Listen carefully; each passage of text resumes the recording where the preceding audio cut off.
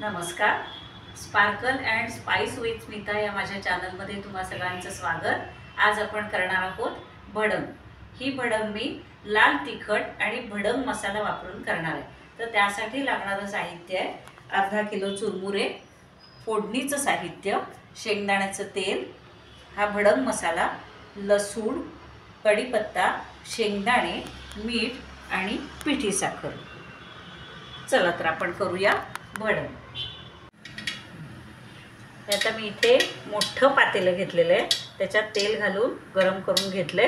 आता मी त्याच्यात मोहरी घालते. ती चांगली तडतडू दे. पातेलं मोठं घ्यायचं कारण अर्धा किलो चुरमुरे आहे, ढवळायला पण बरं पडतं.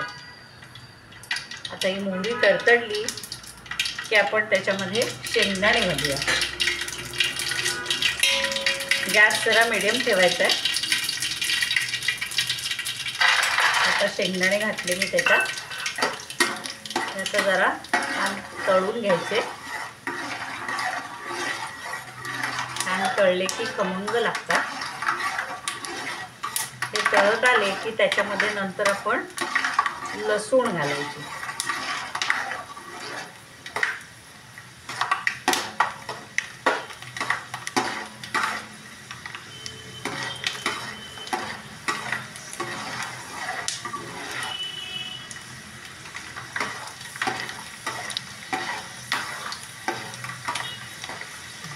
आता ह्याच्यामध्ये आपण लसूण घालूया.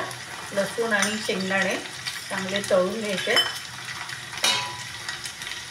5 मिनिटं लागतात आणि चांगलं तळून घेतलं खमंग की छान लागते लसूण आणि शेंगदाणे. गॅस जरा मध्यम ठेवायचा, नाहीतर करपून जाईल. हे बघा, आता लसूण चांगली तांबूस रंगावर कलर आलेला आहे तिचा. शेंगदाणे चांगले तळून झाले. आता आपण त्याच्यात घालूया कढीपत्ता. आणि चांगला तडतडू द्यायचा आहे.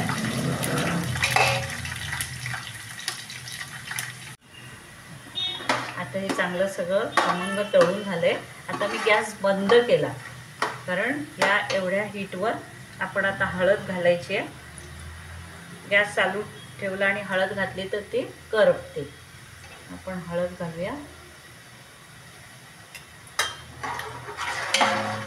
त्यानंतर त्याच्यामध्ये मीठ घालायचं आहे अंदाजे चवीनुसार. त्यानंतर पिठी साखर घालायची. ही सुद्धा आपल्या चवीनुसार घालायची आहे. हे सगळं गॅस बंद ठेवून करायचं आहे.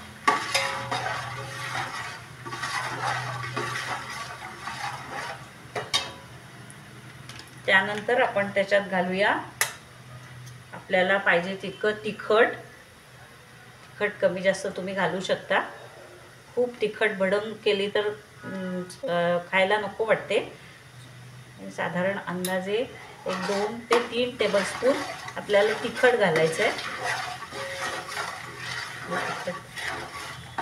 फोडणीत सगळ्या मिसळून घ्यायचं. त्यानंतर आपण त्याच्यात चुरमुरे घालूया. हे अर्धा किलो चुरमुरे मी चाळून घेतले. चुरमुरे नेहमी चाळून घ्यायचे कारण त्याच्यामध्ये पीठ असतं चुरमुऱ्याचंच आणि दगड असतात किंवा बाकी माती वगैरे असते, तर ती व्यवस्थित चाळून घ्यायची. आता हे आपण सगळे मिक्स करून घेऊया. आणि आता ह्याच्यात आपण मसाला घालायचा आहे, भडंग मसाला.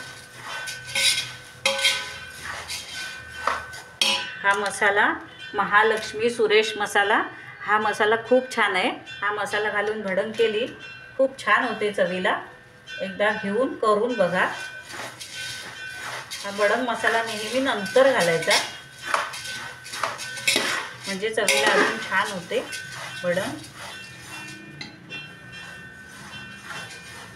आपण आपल्या अंदाजानं साधारण 1-2-3 टेबलस्पून घालायचा.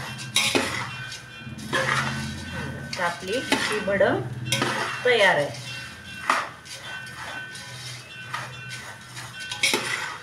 आता ही गार झाली ही डब्यात काढून ठेवायची.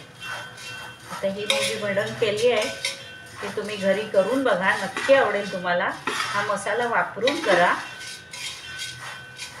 आणि हा जर व्हिडिओ आवडला असेल तर लाईक करा, शेअर करा आणि सबस्क्राईब करा.